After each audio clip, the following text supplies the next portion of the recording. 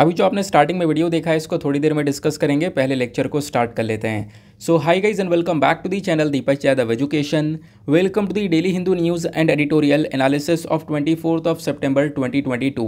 तो गाइस आज है तारीख 24 सितंबर 2022 और है सैटरडे।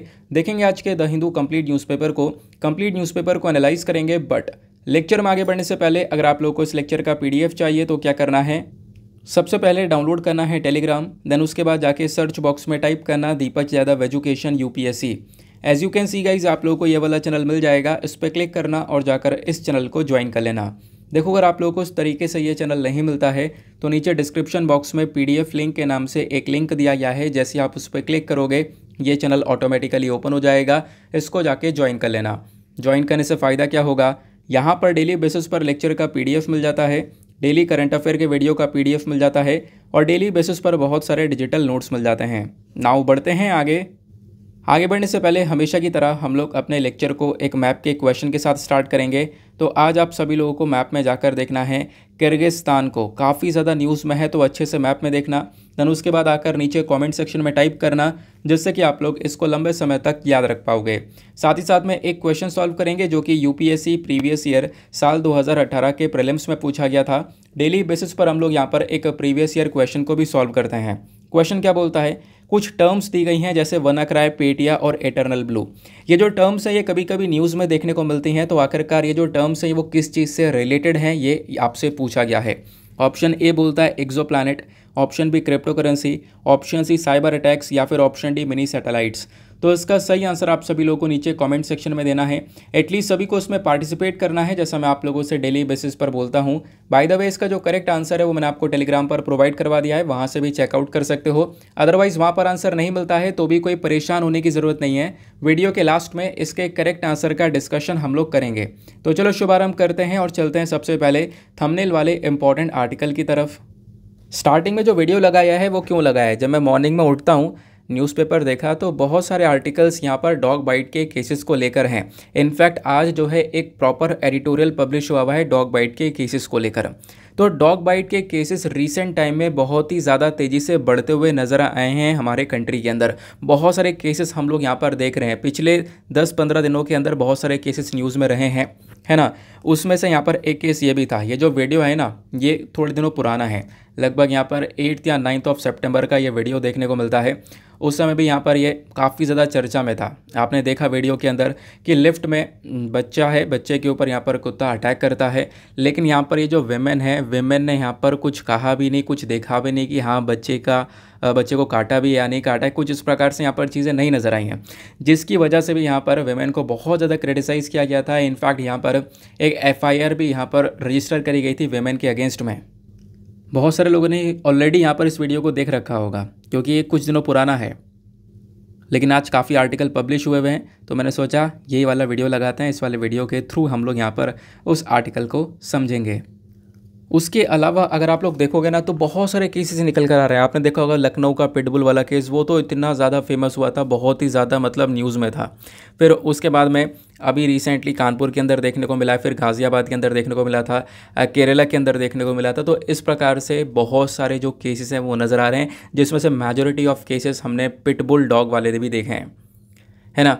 तो ये सारी बातें हम लोग कवर करेंगे, लेकिन जब हम लोग अभी एडिटोरियल पर आएंगे तब, ठीक है। जो एडिटोरियल हम लोग डिस्कस करेंगे उसमें काफ़ी सारी इन्फॉर्मेशन दे रखी है, वो सब जानने की कोशिश करेंगे वहाँ पर, ठीक है ना। चलो आगे आते हैं। नाउ नेक्स्ट आर्टिकल आपको यहाँ पर ये देखने को मिलेगा। देखो मोबाइल फ़ोन के अंदर बहुत सारे स्पैम कॉल्स आते हैं, बहुत सारे फ्रॉड मैसेजेस आते हैं। तो उन कॉल्स और मैसेजेस से छुटकारा देने के लिए यहाँ पर काम किया जा रहा है, एक ड्राफ्ट बिल के ऊपर फोकस किया जा रहा है। वो जो ड्राफ्ट बिल है ना वो क्या करेगा, यूज़र्स को एक प्रोटेक्शन प्रोवाइड करवाएगा, ठीक है ना। अब वो कैसे प्रोटेक्शन प्रोवाइड करवाएगा इसको समझते हैं। यहाँ पर बोला गया कि देखो जो भी व्यक्ति मैसेज सेंड करेगा या कॉल सेंड करेगा, ठीक है ना, या फिर आप कह सकते हो कोई मैसेज आता है, कोई भी कॉल आती है ना, तो उसमें यहाँ पर जो मैसेज और कॉल कर रहा है उसकी आइडेंटिटी को दिखाना कंपलसरी कर दिया जाएगा, ताकि जिसके पास में कॉल मैसेज आ रहा है वो जान सके कि आखिरकार ये मैसेजेस कहाँ से आ रहे हैं। नहीं तो फिर आपने देखा होगा कि बहुत सारे कॉल्स आते हैं जहाँ पर बोला जाता है कि हाँ मैं इस वाले बैंक से बोल रहा हूँ, XYZ बैंक हो या कोई सा भी बैंक हो गया, आपकी फाइनेंशियल डिटेल्स को यहाँ पर मांगने लगते हैं। तो इस प्रकार के बहुत सारे फ्रॉड वाले केसेस देखने को मिले हैं और यहाँ पे आप कह सकते हो फिर वो लोग यहाँ पर अपने आप में ट्रैप करने की कोशिश करते हैं, काफ़ी सारे लोगों को ट्रैप कर भी लेते हैं, है ना, और वहाँ पे फ्रॉड कर भी जाते हैं। लेकिन कुछ केसेस के अंदर लोग अवेयर रहते हैं कि हाँ ये फ्रॉड कॉल है, तो वहाँ पे फ्रॉड होने के चांसेस काफ़ी कम हो जाते हैं। तो इसी चीज़ को देखते हुए यहाँ पे एक प्रोटेक्शन प्रोवाइड करवाई जा रही है ताकि इस साइबर फ्रॉड को रोका जाए। ऐसा खुद यहाँ पे हमारे टेलीकॉम मिनिस्टर अश्वनी वैष्णव साहब ने बोला है। इन्होंने बोला कि देखो हम लोग यहाँ पर एक बिल के ऊपर फोकस कर रहे हैं जहाँ पर मेजरली हम लोग ध्यान देंगे लोगों को प्रोटेक्शन प्रोवाइड करवाने के लिए। इन्होंने यहाँ पर ये बोला कि देखो जो ये कॉल्स हैं ना, ये ऐसा नहीं कि लैंडलाइन से ही हो रही हैं, जो नॉर्मल वॉइस कॉल्स है वहाँ से भी फ्रॉड होता है, व्हाट्सएप कॉल्स होती हैं, जूम कॉल्स होती हैं, फेस टाइम होता है, वहाँ से भी फ्रॉड होता है। तो इन सभी के सभी कॉल्स को यहाँ पे कवर किया जाएगा और इन सभी एरियाज़ को कवर करते हुए फ्रॉड्स को पूरी तरह से रोकने की कोशिश की जाएगी। साथ ही साथ में इन्होंने मेंशन ये भी किया है कि देखो अगर कोई कॉल कर रहा है किसी भी दूसरे व्यक्ति को, तो दूसरे व्यक्ति का ये हक है, ठीक है, उसका राइट है कि उसको पता होना चाहिए आखिरकार कौन कॉल कर कौन रहा है ना। तो वही चीज़ यहाँ पर मेंशन की जा रही है कि जो आइडेंटिटी है वो सारी चीज़ें यहाँ पर रखी जाएंगी बाहर, ताकि लोगों के साथ में फ्रॉड ना हो सके। कोई अपने आप को यहाँ पर यही सारी चीज़ें ना बताकर किसी दूसरे के साथ में फ्रॉड ना कर सके। सारी इन्फॉर्मेशन यहाँ पर प्रॉपरली दिखाई जाएंगी। क्लियर हो गया? तो यही सारी बातें यहाँ पर इस पर्टिकुलर एक्ट के अंदर फोकस में रखी जा रही हैं, ऐसा यहाँ पर आर्टिकल में मेंशन किया जाता है। तो छोटा सा आर्टिकल था, ज़्यादा कुछ यहाँ पर ऐसी इन्फॉर्मेशन नहीं थी, बस खाली ध्यान रखना इसके बारे में। आगे चलते हैं उसके बाद अगले आर्टिकल पर। नाउ यहाँ पर आपको दो छोटे छोटे आर्टिकल्स देखने को मिलेंगे, दोनों के दोनों आपके जीएस पेपर नंबर 2 के पॉइंट ऑफ व्यू से काफ़ी ज़्यादा इंपॉर्टेंट होने वाले हैं। इंटरनेशनल इंस्टीट्यूशन का टॉपिक है आपके सिलेबस के अंदर, तो उसके बेसिस पर आपको इन आर्टिकल्स को कवर करना है। जैसे अगर आप लोग ये वाला आर्टिकल देखोगे तो ये बात करता है क्वाड के बारे में। अब क्वाड क्या है एग्जैक्टली पता है? वैसे नॉर्मल क्वाड क्या होता है? नॉर्मल क्वाड यहाँ पर होता है 4 साइड वाला, यहाँ पर कोई भी शेप कह सकते हो। वैसे अगर हम लोग बात करें क्वाड ग्रुप की, तो आज के टाइम पर ये जो क्वाड ग्रुप है इसके अंदर आपको 4 देश देखने को मिलेंगे। वो 4 देश कौन कौन से हैं? तो वहाँ पे है इंडिया, ऑस्ट्रेलिया, यूएस और जापान। इन 4 कंट्रीज़ का ये आपको क्वाड देखने को मिलेगा। तो एक तरफ क्वाड की चर्चा की जा रही है, एक तरफ G4 कंट्रीज़ की चर्चा की जा रही है। दोनों को एक एक करके डिस्कस करेंगे। पहले क्वाड वाले आर्टिकल को हम लोग कवर कर रहे हैं। तो हुआ क्या, रिसेंटली आपको पता होगा यूनाइटेड नेशन जनरल असेंबली, कल ही मैंने आप लोगों को पढ़ाया था यूनाइटेड नेशन सिक्योरिटी काउंसिल और जनरल असेंबली के बारे में। तो ये जो यूनाइटेड नेशन जनरल असेंबली है, इनकी मीटिंग होती है। यहीं पर ये जो चारों कंट्रीज़ के लीडर्स हैं, या फिर आप कह सकते हो इन चारों कंट्रीज़ के जो फॉरेन मिनिस्टर्स हैं, तो इंडिया के फॉरेन मिनिस्टर भी कहते हैं, एक्सटर्नल अफेयर मिनिस्टर आप कह सकते हो, एस जयशंकर साहब। तो इन चारों ही लीडर्स ने मिलकर काफ़ी सारे टॉपिक्स के ऊपर डिस्कशन किया। लेकिन इन क्वाड कंट्रीज़ ने एक टॉपिक के ऊपर थोड़ा सा ज़्यादा जोर दिया है। वो टॉपिक है humanitarian assistance and disaster relief. यानी देखो कोई भी डिज़ास्टर वगैरह आता है तो वहाँ पर किस प्रकार से उस डिज़ास्टर को टैकल करना है, किस प्रकार से यहाँ पर डिज़ास्टर के प्रति रिलीफ प्रोवाइड करवाना है ना, उस डिज़ास्टर से हम लोग कितने आराम तरीके से लड़ सकते हैं, उस चीज़ को लेकर यहाँ पर काम किया गया है, राइट। फिर उसके बाद में मेंशन किया गया जो एक्सटर्नल अफेयर मिनिस्टर हैं एस जयशंकर साहब, इन्होंने बोला कि आज के टाइम पर जो दुनिया है वो काफ़ी सारा जो कठिन दौर है ना वहाँ से गुजर रही है, क्योंकि रशिया यूक्रेन का कॉन्फ्लिक्ट देखने को मिल रहा है। रशिया यूक्रेन के कॉन्फ्लिक्ट के अलावा क्लाइमेट चेंज के इवेंट्स भी आपको देखने को मिलेंगे। तो यहाँ पर ये बहुत ज़रूरी है कि हम लोग डिज़ास्टर रिलीफ के ऊपर जोर दें, जिसकी वजह से ये चारों कंट्रीज़ साथ में आए और इन चारों कंट्रीज़ की यहाँ पर सहमति बनी है। चारों ने अपने अपने स्टेटमेंट्स यहाँ पर दिए हैं, देख पाओगे आप लोग। ऑस्ट्रेलिया के फॉरेन मिनिस्टर, इंडिया के फॉरेन मिनिस्टर, जापान के फॉरेन मिनिस्टर, इन चारों ने ही यहाँ पर अपने अपने स्टेटमेंट्स दिए और बोला कि हाँ बिल्कुल हम लोग साथ में मिलकर एक एग्रीमेंट साइन करेंगे, और वो एग्रीमेंट साइन कर भी लिया गया है। वो एग्रीमेंट ये है डिज़ास्टर रिलीफ को लेकर। कोई भी प्रॉब्लम आती है, कोई भी घटना घटित होती है, कोई भी डिज़ास्टर क्रिएट होता है, तो वहाँ पर चारों कंट्रीज़ साथ में मिलकर खड़ी रहने वाली हैं। उस डिज़ास्टर से तो निपटेंगे ही, साथ में जो लोग हैं उनको भी सपोर्ट किया जाएगा। जो भी लोग यहाँ पर उस डिज़ास्टर से जूझ रहे होंगे, है ना, तो उन लोगों को भी यहाँ पर प्रॉपरली सपोर्ट प्रोवाइड करवाया जाएगा, जो कि एग्जैक्टली यहाँ पर आर्टिकल में मेंशन है, राइट। इतना आप लोगों ने यहाँ पर इस करंट इशू को पढ़ा। करना क्या है, इसका बैकग्राउंड भी साथ ही साथ में कवर करना है। इतना तो आपको यहाँ पर देखने को मिलेगा। इसके अलावा करना क्या है, यहाँ पर आपको क्वाड के बारे में पढ़ लेना है। क्वाड एग्जैक्टली है क्या, काफ़ी बार आप लोगों ने पढ़ रखा है। 4 कंट्रीज़ यहाँ पर इसके अंदर आती हैं, वो आपने पढ़ रखा है। लेकिन क्या आपको इसका इतिहास पता है कि किस प्रकार से यहाँ पर क्वाड एस्टेब्लिश हुआ है? नहीं पता है तो आओ इसको थोड़ा सा कवर करते हैं। तो इसको हम लोग क्वाड क्यों बोलते हैं, आपको पता है। क्वाड बेसिकली एक शेप है जिसके यहाँ पर आपको 4 साइड्स देखने को मिलते हैं। जैसे यहाँ पर 1 2 3 4, ये आपको शेप ऐसा देखने को मिल रहा है जिसके 4 साइड्स हैं। तो क्वाड के अंदर भी 4 देश आपको देखने को मिलते हैं। वो 4 देश कौन कौन से हैं, वो आपको इंडिया देखने को मिलेगा, जापान देखने को मिलेगा, ऑस्ट्रेलिया देखने को मिलेगा और अमेरिका देखने को मिलेगा। ये 4 कंट्रीज़ का ग्रुप है जिसको हम लोग क्वाड के नाम से जानते हैं। उसके बाद में ये वाला पिक्चर अपने पास में ज़रूर से स्टोर करके रखना। सारी इन्फॉर्मेशन आपको यहाँ पे क्वाड के बारे में दी गई है। जैसे क्वाड को हम लोग बोलते हैं क्वाड्रिलेटरल सिक्योरिटी डायलॉग। और अगर हम लोग बात करें 4 कंट्रीज़ की, तो वो 4 कंट्रीज़ आपको रट गई होंगी। इनका प्राइमरी ऑब्जेक्टिव क्या है, प्राइमरी ऑब्जेक्टिव है क्लाइमेट चेंज को कॉम्बैट करना। कोई भी डिज़ास्टर आया है या क्लाइमेट चेंज यानी कि जो ग्लोबल वार्मिंग लगातार इंक्रीज़ हो रही है, गर्मी इंक्रीज़ हो रही है, उस चीज़ को टैकल करने के लिए साथ में मिलकर काम करते हैं। कोविड-19 के समय पर यहाँ पे क्वाड ने साथ में मिलकर काम किया था। तो ये कुछ पर्टिकुलर टॉपिक्स हैं जहाँ पर ये लोग साथ मिलकर काम करते हैं, जिसकी वजह से यहाँ पर इन्होंने अभी डिज़ास्टर रिलीफ को साइन भी किया। कोई भी आपदा आएगा तो वहाँ पर आप कह सकते हो लोगों की मदद की जाएगी। कोई भी क्लाइमेट चेंज की वजह से यहाँ पर कोई बुरा इवेंट हो जाता है, अर्थक्वेक वगैरह आ जाता है, फ्लड आ जाती है, तो वहाँ पे लोगों को सपोर्ट किया जाएगा। इस प्रकार का एग्रीमेंट भी अभी यहाँ पर क्वाड ने किया, जो कि अभी हमने थोड़ी देर पहले डिस्कस किया है। क्लियर हो गया। हालांकि यहाँ पर ये जो क्वाड है ना, इसके अगेंस्ट में आपको चाइना नज़र आएगा। चाइना यहाँ पर ये बोलता है कि जो ये क्वाड है, क्वाड यहाँ पर एक मिनी नेटो है। चाइना को काउंटर करने के लिए इस क्वाड को बनाया गया है। तो चाइना इसको आप कह सकते हो एज अ क्रिटिसिज्म बहुत ज़्यादा यहाँ पर क्रिटिसाइज़ करता है, बहुत ज़्यादा आलोचना करता है इस पर्टिकुलर ग्रुप की। यह आपने समझा क्वाड के बारे में। अब देखो क्वाड की शुरुआत आखिरकार कैसे होती है, ये भी ध्यान में रखना है। पहले आता है क्वाड 1.0, यानी कि अब यहाँ पर क्वाड बनना स्टार्ट होता है। कैसे बनना स्टार्ट होता है, ये बात है साल 2004 की। साल 2004 में एग्जैक्टली यहाँ पर होता यह है कि एक सुनामी आती है और वो सुनामी इंडियन ओशन में आती है। इंडियन ओशन में जो सुनामी आई थी ना, इससे इंडियन ओशन के अंदर जो आपको आइलैंड कंट्रीज़ देखने को मिलेंगे, आसपास के देश देखने को मिलेंगे, वहाँ पर एक बहुत बुरा इम्पैक्ट पड़ चुका था। तो उसी पर्टिकुलर सिचुएशन को सही करने के लिए, उस सिचुएशन से डील करने के लिए, लोगों की मदद करने के लिए यहाँ पे 4 कंट्रीज साथ में आती हैं। इंडिया, जापान, यूएस, ऑस्ट्रेलिया, ये चारों मिलकर वहाँ पे रिलीफ प्रोवाइड करवाती हैं, लोगों को रेस्क्यू करती हैं, रेस्क्यू ऑपरेशन चलाती हैं, लोगों को बचाती हैं उस पर्टिकुलर रीजन से, उस सुनामी से। तो चारों कंट्रीज साथ में मिलकर काम कर रही थी। तभी से यहाँ पर एक आइडिया आया कि हाँ, इन 4 कंट्रीज़ का एक ग्रुप होना चाहिए जिसको हम लोग क्वाड के नाम से जानेंगे। तो 2004 के अंदर ये यहाँ से आप कह सकते हो जो फाउंडेशन है ना, वो स्टार्ट हो चुका था।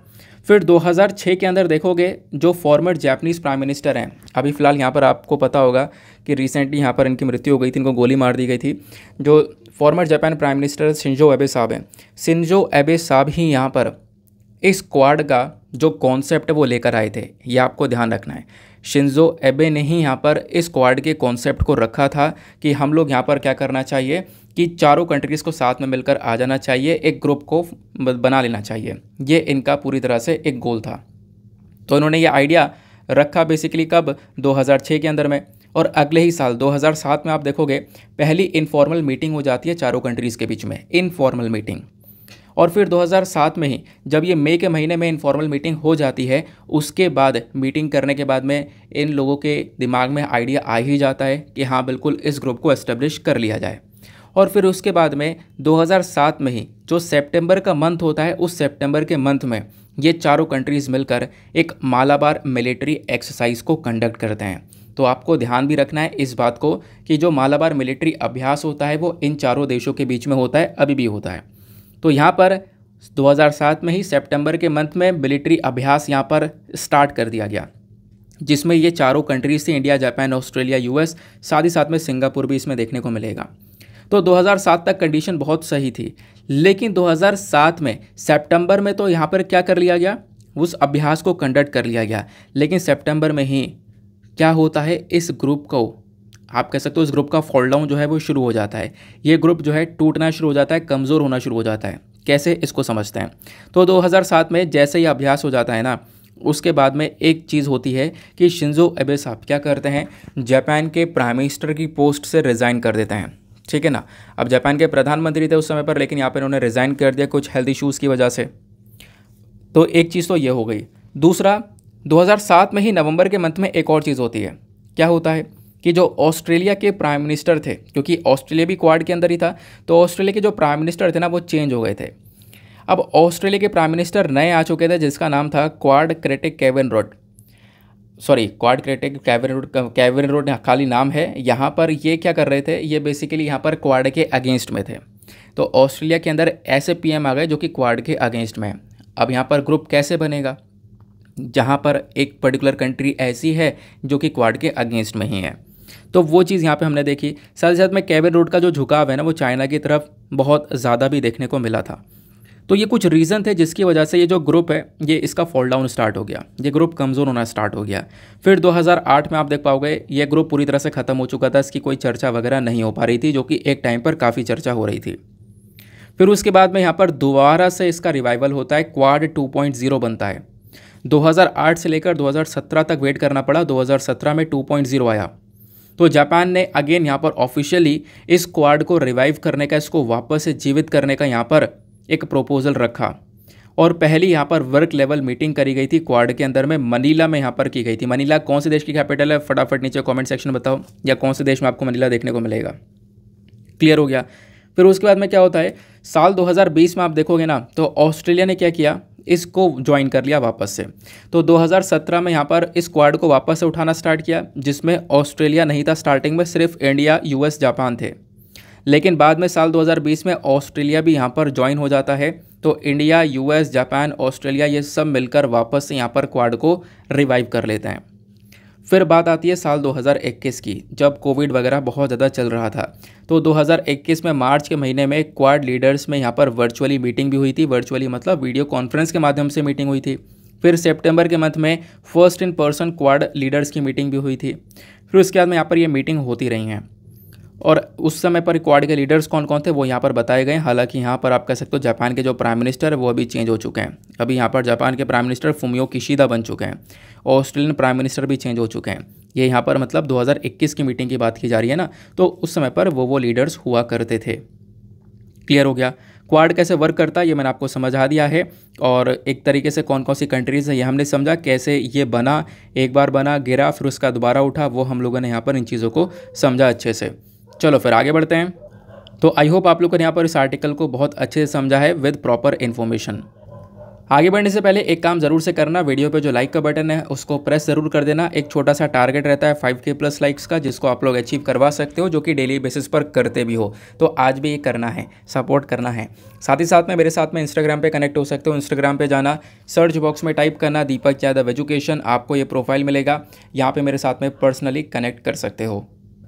नेक्स्ट जो है ना बहुत छोटा सा आर्टिकल है, यहाँ पर कुछ ज़्यादा पढ़ने की ज़रूरत नहीं है, मैं आपको डायरेक्टली बताता हूँ पढ़ने वाला चीज़ है क्या। देखो जो G4 कंट्रीज़ हैं, G4 का मतलब है ग्रुप ऑफ 4 कंट्रीज़, और वो 4 कंट्रीज़ कौन कौन सी आपको देखने को मिलेंगी, वो है यहाँ पर ब्राज़ील, जर्मनी, इंडिया और साथ ही साथ में जापान। ये 4 कंट्रीज़ का आपको ग्रुप देखने को मिलेगा, जिसको हम लोग G4 के नाम से जानते हैं। इतना ही आपको ध्यान में रखना है इस आर्टिकल से रिलेटेड। G4 कंट्रीज़ की बहुत लंबे समय से, इनफैक्ट 2020 में मैंने इस आर्टिकल को कवर किया था, लंबे समय से डिमांड रही है कि यूनाइटेड नेशन सिक्योरिटी काउंसिल के अंदर एक रिफॉर्म्स होने चाहिए। रिफॉर्म मतलब एक बदलाव होना चाहिए। अब यूनाइटेड नेशन सिक्योरिटी काउंसिल के बारे में आपको पता है, एक पर्टिकुलर बॉडी है जहां पर आपको देखने को मिलेगा, मतलब यूएन का ही एक ऑर्गन है United nation security council. UN के बेसिकली आपको 6 प्रिंसिपल ऑर्गन्स देखने को मिलते हैं, जिसमें से एक तो यूनाइटेड नेशन जनरल असेंबली नज़र आता है, फिर एक यूनाइटेड नेशन सिक्योरिटी काउंसिल नज़र आता है। बाकी 4 कौन कौन से मेंबर्स हैं, फटाफट उनके नाम भी नीचे कमेंट सेक्शन में बता दो, कल ही आप लोगों ने पढ़ा है, ठीक है ना। तो यहाँ पर होता ये है, UNGA की रिसेंटली मीटिंग होती है, तो ये भी यहाँ पर न्यूज़ में बना हुआ रहता है, तो वो तो आपको यहाँ पर क्लियर करना है। लेकिन जब हम लोग बात करते हैं G4 कंट्रीज़ की, तो G4 कंट्रीज़ की बहुत लंबे समय से एक डिमांड रही है, और डिमांड ये है कि यूनाइटेड नेशन सिक्योरिटी काउंसिल के अंदर एक रिफॉर्म होने चाहिए, बदलाव होने चाहिए, चेंजेस होने चाहिए। और वो बदलाव क्या होने चाहिए, आओ इसको समझने की कोशिश करते हैं। नाउ जब हम लोग बात करते हैं यूनाइटेड नेशन सिक्योरिटी काउंसिल की, तो इसमें टोटल कितने मेंबर्स हैं, एक सेकंड को इसको साफ़ कर लेते हैं, थोड़ा सा जूम कर लेते हैं। तो इसके अंदर टोटल कितने मेंबर्स हैं, टोटल आपको देखने को मिलेंगे इसके अंदर 15 मेंबर्स हैं। अब 15 मेंबर्स को आगे फर्दर डिवाइड किया गया है, जिसमें से 10 तो हैं नॉन परमानेंट मेंबर्स और 5 हैं परमानेंट मेंबर्स। क्लियर हो गई बात। अब जो ये 5 परमानेंट मेंबर हैं, ये तो परमानेंट हमेशा के लिए हैं ही, इनकी बात नहीं कर रहे हैं हम लोग, बात कर रहे हैं 10 नॉन परमानेंट मेंबर की, जिसमें अभी इंडिया भी है। तो बात ये की जाती है कि जो यूनाइटेड नेशन सिक्योरिटी काउंसिल है ना, बहुत लंबे समय से इसके अंदर आपको ये 5 मेंबर्स ही देखने को मिलेंगे जो कि परमानेंट मेंबर की सीट लेकर बैठे हैं, वीटो पावर का इस्तेमाल कर रहे हैं, अपनी मर्जी से यूनाइटेड नेशन सिक्योरिटी काउंसिल को चला रहे हैं। तो G4 कंट्रीज़ का कहना यह है कि हमें इसके अंदर एक बदलाव चाहिए। बदलाव ये चाहिए कि हमें भी यहाँ पर एक परमानेंट मेंबर की सीट चाहिए, हम लोग भी परमानेंट मेंबर बनना चाहते हैं। और ये जो G4 कंट्रीज़ हैं ये एक दूसरे को इस पर्टिकुलर मुद्दे पर सपोर्ट करती हैं, ठीक है ना। तो ये आप लोग यहाँ पर देख पा रहे होंगे आर्टिकल के अंदर जो हेडिंग दी गई है, Germany, Brazil, Japan and India, चारों ने मिलकर सपोर्ट किया है एक दूसरे को, कि चारों ही यहाँ पर चाहती हैं कि एक मतलब परमानेंट कंट्री बन पाए, परमानेंट मेंबर बन पाए यूनाइटेड नेशन सिक्योरिटी काउंसिल के अंदर में।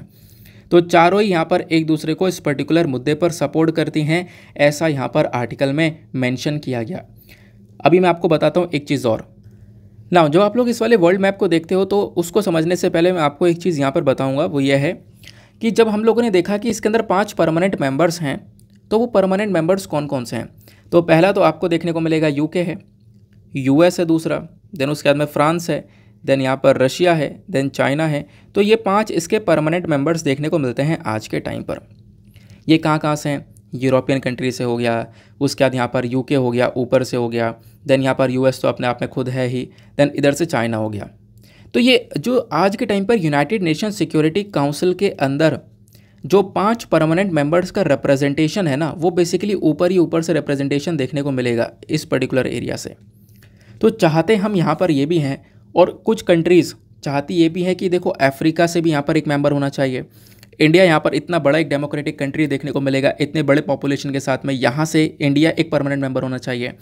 इधर साउथ अमेरिका से भी एक परमानेंट मेंबर होना चाहिए। मतलब इधर तो रिप्रेजेंटेशन है ऊपर की साइड में यूनाइटेड नेशन सिक्योरिटी काउंसिल के अंदर एज अ परमानेंट मेंबर, लेकिन यहाँ पर इधर की साइड से भी यहाँ पर ये कंट्रीज़ भी एज अ परमानेंट मेंबर होनी चाहिए।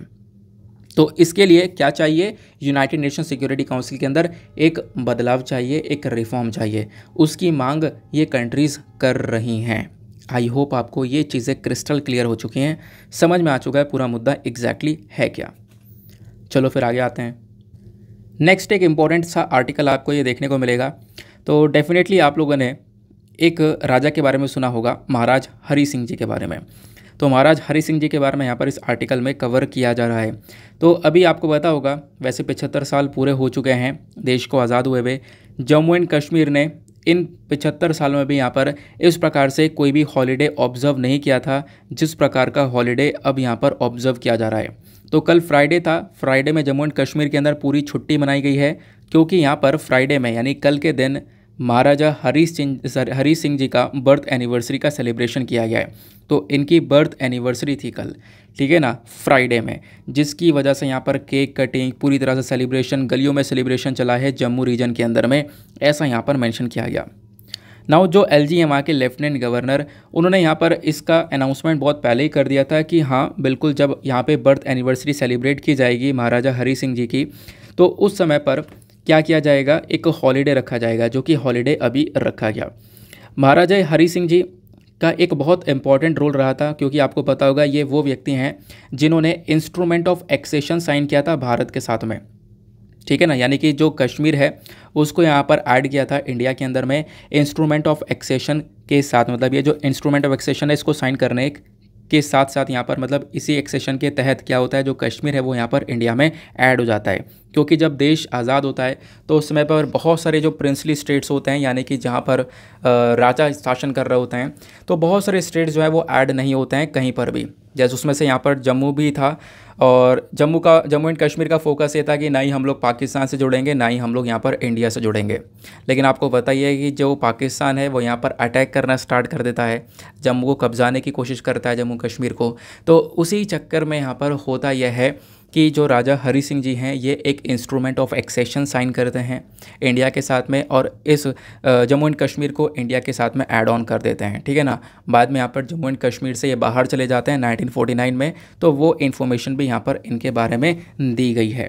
तो अभी यहाँ पर रिसेंटली ये पूरा सेलिब्रेशन किया गया। इनफैक्ट यहाँ पर 127 किलोग्राम्स ऑफ लड्डू बांटे गए इस ओकेजन पर, और बहुत सारे स्लोगन्स यहाँ पर जो नारे हैं वो यहाँ पर लगाए गए हैं। महाराजा हरि सिंह जी अमर रहें, उसका जय दुग्गर जय डोगरा करके यहाँ पर आपको बहुत सारे स्लोगन्स भी देखने को मिलेंगे जो कि इस पर्टिकुलर आर्टिकल में बताए गए। तो कल के दिन यहाँ पर बहुत सारे लोगों ने महाराजा हरि सिंह जी को जो श्रद्धांजलि है वो भी यहाँ पर दी है। क्लियर हो गया। तो इतना यहाँ पर आपको ध्यान रखना है। इसमें जब आप लोग हिस्ट्री की बुक पढ़ोगे ना तो उसमें आपको बहुत सारी बातें तो ऐसे ही जानने को मिल जाएंगी। चलिए फिलहाल तो यहाँ पर आर्टिकल में इतना था। आर्टिकल के अलावा यहाँ पर कहीं जाने की ज़रूरत नहीं। आर्टिकल के अलावा यहाँ पर कुछ भी इसमें मत पढ़ना, ठीक है ना, क्योंकि आप लोग ऑलरेडी हिस्ट्री के अंदर वो चीज़ें यहाँ पर पढ़ने वाले हो। पढ़ाने को तो मैं पढ़ा दूँ लेकिन वो टॉपिक फिर और लेंदी हो जाएगा, बहुत बड़ा हो जाएगा, ठीक है। बहुत सारा टाइम चाहिए इस पर्टिकुलर जम्मू एंड कश्मीर की हिस्ट्री को कवर करने के लिए, ठीक है ना। तो कभी कवर कर लेंगे, डोंट वरी, आराम से यहाँ पे कवर कर लेंगे, बट अभी के लिए यहाँ पर इतना ध्यान रखना ज़रूरी है, ठीक है ना। चलो फिर आगे आते हैं उसके बाद अगले आर्टिकल पर। तो महाराजा हरि सिंह जी ही यहाँ पर रूल कर रहे थे जम्मू एंड कश्मीर को बहुत लंबे समय तक इन्होंने रूल किया। लेकिन बाद में वही जब पाकिस्तान ने कोशिश करी यहाँ पर एक तरीके से इस एरिया को कब्जाने की, अपने अंडर लेने की, तो उसके बाद में इन्होंने एक इंस्ट्रूमेंट ऑफ एक्सेशन साइन कर लिया था भारत के साथ में, यानी भारत के अंदर जम्मू एंड कश्मीर को ऐड कर दिया था। क्लियर हो गया। चलो फिर उसके बाद में यहाँ पर आपको आर्टिकल देखने को मिलेगा। एक आर्टिकल ये है, इस आर्टिकल में क्या बोला गया, देखो चाइल्ड मैरिज जो बाल विवाह है ना, ये अपने आप में एक बहुत बड़ी प्रॉब्लम है इंडिया के अंदर में। चाइल्ड मैरिज के केसेस भी बहुत सारे देखने को मिलते हैं, यानी कि 18 साल से कम उम्र में बच्चे की शादी कर देना, वो बाल विवाह यहाँ पे कहलाता है। तो उस बाल विवाह का एक सॉल्यूशन ओडिशा के अंदर लेकर आया गया। ओडिशा का यहाँ पर आप कह सकते हो एक डिस्ट्रिक्ट है जिसका नाम है नायागढ़। जो ये नायागढ़ है ये बेसिकली ओडिशा के अंदर एक छोटा सा डिस्ट्रिक्ट आपको देखने को मिलेगा जिन्होंने एक यूनिक सा, एक अद्भुत सा इनिशिएटिव उठाया है। और उस इनिशिएटिव के तहत वो लोग यहाँ पर चाइल्ड मैरिज वाली प्रॉब्लम को कंट्रोल कर सकते हैं, या फिर आप कह सकते हो जो इनिशिएटिव है ना वो चाइल्ड मैरिज वाली प्रॉब्लम को आराम से टैकल करने में मदद करेगा। अब ये इनिशिएटिव क्या है, आओ इसको थोड़ा सा समझते हैं। देखो इन्होंने बोला कि एक पर्टिकुलर स्टेप ये उठाया गया है कि होगा ये कि जो बच्चों की जो पूरा का पूरा डेटा है ना, पूरा data overall A to Z data, वो सब यहाँ पर एक तरफ रजिस्टर्ड करके रख लिया जाएगा। यानी कि बर्थ रजिस्ट्रेशन डेट से लेकर आधार नंबर, फैमिली डिटेल्स भी, स्किल ट्रेनिंग, जितनी भी इन्फॉर्मेशन होगी वो सारी इन्फॉर्मेशन यहाँ पर कहाँ पे लिखी जाएगी, एक रजिस्टर में लिखी जाएगी जिसको नाम दिया गया है अलीवा, ठीक है ना। अब ये जो इन्फॉर्मेशन है लगभग 48,642 एडोलेसेंट गर्ल्स की आपको ये इन्फॉर्मेशन देखने को मिलेगी जिनकी उम्र 12 से 18 साल के आसपास की देखने को मिलेगी। तो इन गर्ल्स की सारी इन्फॉर्मेशन आपको देखने को मिल सकती है रजिस्टर के अंदर जिसका नाम दिया गया है अलीवा। तो अलीवा नाम का यहाँ पर एक रजिस्टर, मतलब आप कह सकते हो कि एक सोल्यूशन देखने को मिलेगा जहाँ पर सारी डिटेल्स इन बच्चों की रखने वाले हैं। सारी detail overall A to Z details यहाँ पर रखी जाएंगी और इस डिटेल्स का ही हम लोग यूज़ करेंगे चाइल्ड मैरिज को टैकल करने के लिए। वो कैसे, आगे मैं आपको बताता हूँ। देखो यहाँ पर बोला यह जा रहा है कि जो चाइल्ड मैरिज है ना आज के टाइम पर ये काफ़ी ज़्यादा देखने को मिलती है, खासकर नॉर्थ ईस्टर्न स्टेट्स में भी आप लोग देखोगे। ओडिशा के अंदर भी चाइल्ड मैरिज आपको ज़्यादातर देखने को मिल रही है, जिसको देखते हुए जो वहाँ का डिस्ट्रिक्ट एडमिनिस्ट्रेशन है उन्होंने यहाँ पर अलीवा प्रोग्राम को लॉन्च किया। और वो जो अलीवा प्रोग्राम है वो इसी साल जनवरी के मंथ में लेकर आया गया था। यहाँ पे बोला गया जो भी आंगनवाड़ी वर्कर्स हैं ना, इनसे बोला गया कि आप हर एक एडोलेसेंट गर्ल्स को आइडेंटिफाई करो, हर एक लड़की जिसकी उम्र 14 से 19 साल के आसपास है उसको आइडेंटिफाई करो जो भी यहाँ पर उनके अंडर में आ रही हैं, ठीक है ना। तो आंगनवाड़ी वर्कर्स को ये काम दिया गया और उनको आइडेंटिफाई करने के बाद उनके ऊपर थोड़ा नज़र रखो और सारा डेटा जो है वो यहाँ पे हम लोग को प्रोवाइड करवाओ। तो इस प्रकार से यहाँ पर आप कह सकते हो ये सारा डेटा जो गर्ल्स हैं उनको कलेक्ट किया गया। तो 100 पेज का रजिस्टर यहाँ पर बनाया गया है। 100 पेज का यहाँ पर रजिस्टर जो है एक पर्टिकुलर गर्ल के लिए पूरा रिकॉर्ड तैयार किया गया है जहाँ पर उसका नाम, फादर का नाम, उसके बाद यहाँ पर आप कह सकते हो हर एक पेज के अंदर सारा डेटा एडोलेसेंट गर्ल्स को लेकर, एड्रेस, एजुकेशन स्टेटस, उसके बाद birth registration date, Aadhaar card number, contact details, family details, उसके बाद यहाँ पर जो गर्ल की एज है ना वो यहाँ पर अप्रूव की जाएगी इस लोकल स्कूल के माध्यम से भी। जो लोकल स्कूल के हेडमास्टर हैं वो भी यहाँ पर एज को अप्रूव करेंगे, यानी कि ऐसा ना हो कि गलत एज लिखवा दी जाए। तो प्रॉपर एज लिखवाई जाएगी, उसको यहाँ पर अप्रूव वगैरह भी किया जाएगा। छोटी से छोटी इन्फॉर्मेशन वो सारी चीज़ें यहाँ पर उस रजिस्टर के अंदर स्टोर कर ली जाएंगी, जिसको यहाँ पर 10-10 साल के लिए आप कह सकते हो उस रिकॉर्ड को मेंटेन करके रखा जाएगा। 2020 से लेकर 2030 तक यहाँ पर इस पर्टिकुलर रिकॉर्ड को मेंटेन करके रखा जाएगा। मतलब आप कह सकते हो 10 साल के लिए इसको हम लोग मेंटेन करके रखेंगे, जिसके तहत जो ओडिशा है इनका फोकस यहाँ पर यह है, इनका गोल यहाँ पर यह है कि चाइल्ड मैरिज को इरेडिकेट किया जा सके, कम किया जा सके 2030 तक। कैसे होगा? तो यहाँ पर देखो, जो चाइल्ड मैरिज हो रही है ना, जो बच्चों की शादी कर दी जाती है, इसमें जो एज है ना वो छुपा ली जाती है। झूठा यहाँ पर एज बनाकर बता दिया जाता है कि गलत एज बता दी जाती है, और वो गलत एज बता दी जाती है। उसके बाद यहाँ पर काम धाम रुक ही जाता है, चाइल्ड मैरिज हो जाती है, वो लोग अपने आप में सक्सेसफुल हो जाते हैं। तो यहाँ पे बोला गया ये जो सारा रिकॉर्ड्स है ना, ये रिकॉर्ड रखा जाएगा, और इस रिकॉर्ड के तहत यहाँ पर देखा जाएगा कि वो चाइल्ड मैरिज है या नहीं है। तो चाइल्ड मैरिज को यहाँ पर इस प्रकार से टैकल करने वाले हैं। अगर फैमिली झूठ बोल रही होगी, गलत यहाँ पर एज बता रही होगी, तो वो सारी बातें यहाँ पर आपको लिखित में देखने को मिलेंगी, वो रिकॉर्ड खोलकर ओपन कर लिया जाएगा। तो यहाँ पर बोला जा रहा है जो डिस्ट्रिक्ट है ना कहीं एक इनोवेटिव आइडिया के साथ में आया है, जिसका नाम है एलिवा रजिस्टर, जो कि बहुत कॉम्प्रहेंसिव वे में बच्चियों के ऊपर पूरा फोकस करेगा, प्लस यहाँ पर उनको चाइल्ड मैरिज हो जैसी प्रॉब्लम में फंसने से काफ़ी हद तक रोकने में मदद करेगा। ठीक है ना। तो यहाँ पर इस प्रकार से कदम उठाया गया है उड़ीसा के नयागढ़ डिस्ट्रिक्ट के थ्रू। ऐसे यहाँ पर और भी बहुत सारे जो डिस्ट्रिक्ट्स हैं उन्होंने इस प्रकार से कदम उठाया है, जो कि डेटा को, रजिस्टर को मेंटेन करके चलते हैं, जहाँ पर सारा डेटा लिखा हुआ होता है ताकि चाइल्ड मैरिज को प्रिवेंट किया जा सके। देन उसके बाद आते हैं एडिटोरियल डिस्कशन के ऊपर। देखो आज सैटरडे है, आपको पता है सैटरडे में एक ही पेज पर एडिटोरियल आता है, और आजकल यहाँ पर हो क्या रहा है कि देखो एक ही पेज में, पूरा के पूरे पेज में सिर्फ एक एडिटोरियल दिया है इन्होंने, और वो एडिटोरियल मतलब इंटरेस्टिंग है, इंपॉर्टेंट है। ये बेसिकली इंटरनेशनल रिलेशन को लेकर बात करता है। पूरा आर्टिकल समझेंगे यहाँ पर ये राइटर क्या बोलने की कोशिश करते हैं। फिर उसके बाद में यहाँ पर आपको पता है सैटरडे में ग्राउंड ज़ीरो नाम का पेज आता है, ठीक है ना। ग्राउंड ज़ीरो आपके लिए पढ़ना ज़्यादा ज़रूरी नहीं है, लेकिन आज एक टॉपिक है जो कि रेबीज़ के केसेस के बारे में बात करता है, डॉग बाइट्स के बारे में बात करता है। तो रिसेंटली केरला के अंदर ये रेबीज़ के केसेस बहुत तेज़ी से इंक्रीज़ होते हुए नज़र आए हैं। तो रेबीज़ के बारे में थोड़ी सी चर्चा कर लेंगे, आपका रिवीजन भी हो जाएगा, काफ़ी कुछ जानने को भी मिलेगा, ठीक है ना। तो बात यहाँ पर रखी जा रही है, लेकिन आपको पता होगा हमेशा की तरह एडिटोरियल डिस्कशन से पहले हम लोग एक मेंस का क्वेश्चन लेंगे। तो आज का मेंस का क्वेश्चन क्या है? तो इंटरेस्टिंग सा है। देखो बहुत सारे ग्रुप्स को लेकर क्वेश्चन बनते रहते हैं। अभी रिसेंटली शंघाई कोऑपरेशन ऑर्गेनाइजेशन बहुत ही ज़्यादा न्यूज़ में था, आपको पूरी तरह से रटा दिया गया है। आपने सारे मेंबर्स रट रखे हैं कि एससीओ के कौन कौन से मेंबर्स हैं, याद नहीं है ना, अच्छे से आपको बता रखा है। तो यहाँ पर रिसेंटली शंघाई कोऑपरेशन ऑर्गेनाइजेशन की मीटिंग होती है, समिट भी होती है। कहाँ पे होती है? उज़्बेकिस्तान के अंदर, सब कुछ याद आ रहा होगा। तो उसी के बेसिस पर एक क्वेश्चन है। अब ये जो क्वेश्चन है ये इसलिए भी काफ़ी इंटरेस्टिंग और आपके लिए इंपॉर्टेंट है कि ये यूपीएससी ने साल 2021 के मेंस में पूछा है। साल 2021 के मेंस में ये क्वेश्चन आया हुआ है। तो इस क्वेश्चन को अटेम्प्ट कर रहे हो, मतलब यूपीएससी का प्रीवियस ईयर क्वेश्चन आप अटेम्प्ट कर रहे हो। क्वेश्चन क्या बोलता है? Critically examine the aims and objectives of SCO. Shanghai cooperation organisation के एम्स एंड ऑब्जेक्टिव्स क्या हैं, उसको आप लोगों को यहाँ पर एनालाइज करना है। साथ ही साथ में बताना है कि ये जो एससीओ ग्रुप है ये इंडिया के लिए कैसे इंपॉर्टेंट देखने को मिल सकता है, इंडिया के लिए कैसे एक आवश्यक ग्रुप है, ठीक है ना। क्या क्या चीज़ें हैं एससीओ के अंदर जो कि इंडिया को काफ़ी सारा फ़ायदा पहुंचा सकती हैं। ये चीज़ें आपको यहाँ पर अच्छे से एनालाइज करने के बाद में लिखनी है 250 शब्दों में, और लिखकर कहाँ पे सबमिट करना है? टेलीग्राम पर जाना, सर्च बॉक्स में टाइप करना Deepak Yadav education mains answer writing, full form लिखना। आपको वो मेरा चैनल मिलेगा, लगभग 31,000 के आसपास लोग वहाँ पर जुड़ चुके हैं। आप लोग भी जाकर जुड़ना और अपने आंसर्स को सबमिट करना। वो लोग भी आंसर सबमिट करते हैं, लेकिन एक छोटा सा काम करना है, इस बात को ज़रूर से मान लेना। वो काम ये है कि हर एक व्यक्ति अगर 2-2 आंसर रिव्यू कर लेगा तो ज़्यादा फ़ायदेमंद रहेगा।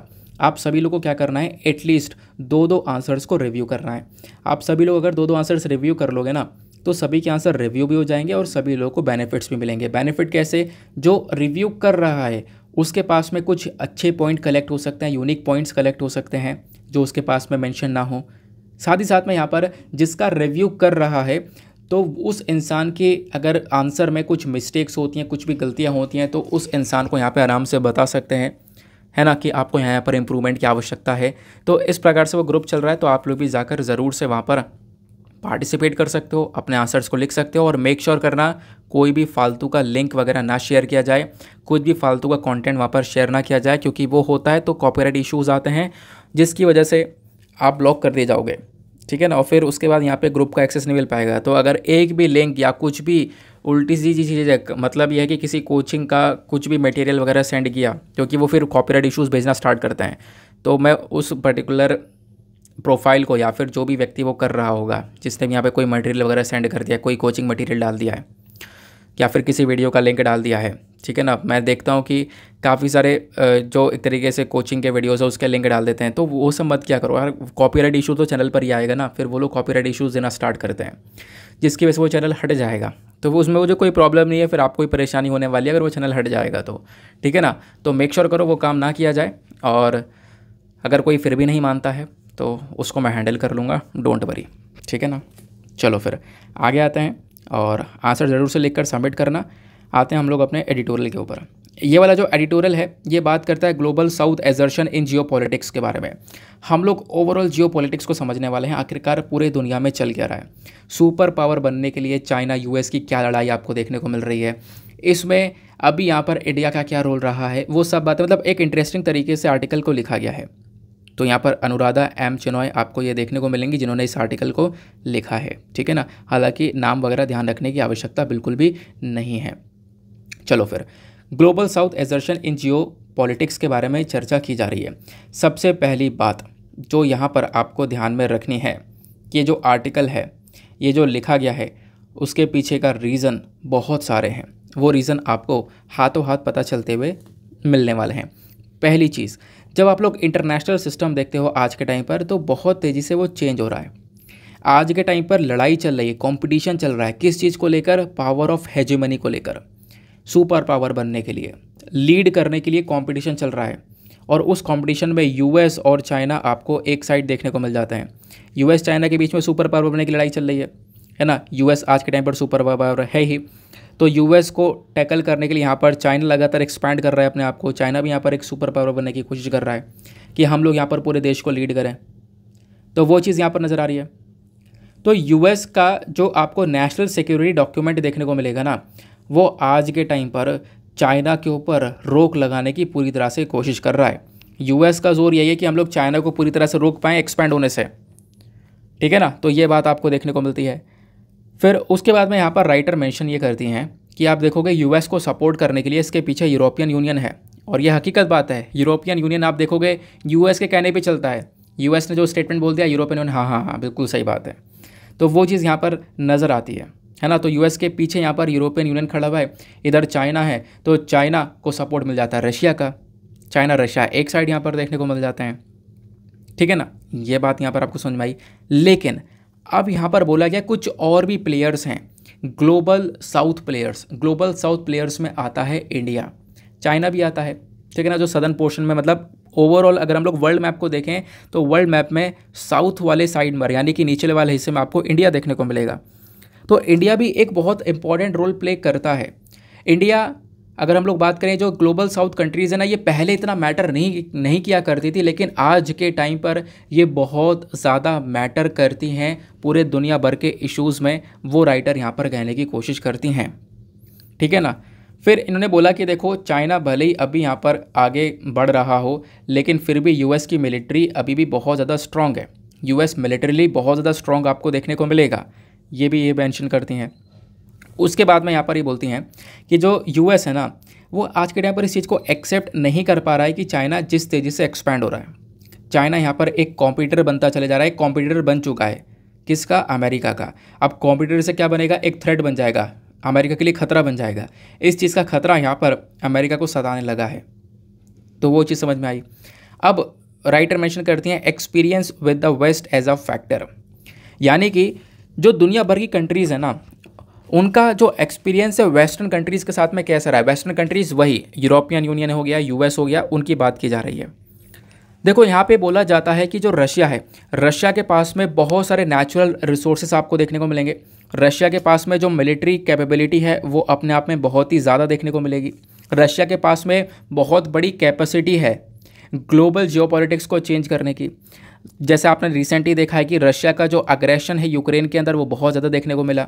रशिया यूक्रेन का वॉर यहाँ पर देखने को मिला, है ना। जब ये वॉर होता है तो यहाँ पर अमेरिका यूक्रेन को पूरी तरह से सपोर्ट करता है, सभी लोगों ने देखा, है ना। यूरोपियन कंट्री सपोर्ट करती हैं, वेपन्स वगैरह, हथियार वगैरह यहाँ पर भिजवाती हैं। तो हथियारों को ही सपोर्ट मिला है, वैसा कोई सपोर्ट नहीं मिला है, सिर्फ हथियार भिजवा दिए गए, अपना आप लड़ते रहो, उस प्रकार का सपोर्ट यहाँ पर अमेरिका ने प्रोवाइड करवाया। वो चीज़ें भी यहाँ पर सारी कंट्रीज़ ने देखा है कि अमेरिका का किस प्रकार से सपोर्ट था, सिर्फ हथियार प्रोवाइड करवाने का, फंडिंग करने का। ये बात क्लियर हो गई। तो ये जो रशियन एग्रेशन है ना यूक्रेन के अगेंस्ट में, ये जो हम लोगों ने देखा है, इसमें हुआ कि यूएस जो है इसने रशिया को और ज़्यादा सैंक्शंस वगैरह लगाए। रशिया के ऊपर आपने देखा बहुत सारे सैंक्शंस लगाए गए, रशिया प्रॉपरली डील नहीं कर पाया, ट्रेड नहीं कर पाया, बहुत सारे इश्यूज़ रशिया के साथ में देखने को मिले। लेकिन वो चीज़ें रशिया को और ज़्यादा स्ट्रॉन्ग करती हुई नज़र आई हैं, ऐसा हम लोगों ने देखा। फिर जब ये रशिया यूक्रेन की वॉर आती है ना, तो इसमें जब ग्लोबल साउथ की बात करते हैं, ग्लोबल साउथ मतलब मैं फिर से बोल रहा हूँ, इंडिया और चाइना और साथ ही साथ में कुछ और कंट्रीज़ जो कि आपको सदर्न रीजन में देखने को मिलती हैं। तो जब आप लोग ग्लोबल साउथ वाले रीजन को देखोगे तो यहाँ पर ये बोला जा रहा है कि इन्होंने जो ये अमेरिका सैंक्शन लगा रहा था रशिया के ऊपर, उन सैंक्शन को भी फेल कर दिए हैं। इस बात को समझना, देखो मैं आपको बताता हूँ। यहाँ पर क्या है, इधर रशिया हो गया और इधर यहाँ पर वेस्टर्न कंट्रीज़ हो गई। वेस्टर्न कंट्रीज़ के अंदर आपको यूएसए देखने को मिल जाएगा, यूरोपियन यूनियन देखने को मिल जाएगा। अगर हम लोग बात करें ग्लोबल साउथ की, यानी कि दुनिया में सदर्न कंट्रीज़ की अगर हम लोग बात करते हैं, तो वहाँ पर आपको इंडिया देखने को मिलेगा, चाइना मिलेगा, कुछ और अदर कंट्रीज़ मिलेंगी। तो अभी जब यहाँ पर रशिया यूक्रेन का वॉर होता है, तो इस वॉर में जो ये कंट्रीज़ हैं, इन्होंने मिलकर रशिया के ऊपर ढेर सारे सैंक्शंस लगाए, है ना।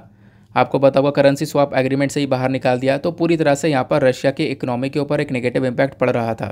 लेकिन यहाँ पर आप देखोगे इंडिया, चाइना जैसी कंट्रीज़ ने या दूसरी और कंट्री जो कि ग्लोबल साउथ में आती हैं, इन कंट्रीज़ ने यहाँ पर कोई रिस्पॉन्स ही नहीं दिया इन सैंक्शंस का। इन सैंक्शंस को कहीं से कहीं तक कोई सपोर्ट नहीं मिला, ऐसा हम लोग यहाँ पर देख पा रहे हैं, ऐसा यहाँ पर राइटर मेंशन करती हैं। ठीक है ना, ये बात क्लियर हो गई। यानी कि जो सैंक्शन लगे हुए थे वो फेल मार जाते हैं इस रशिया यूक्रेन वॉर के अंदर में।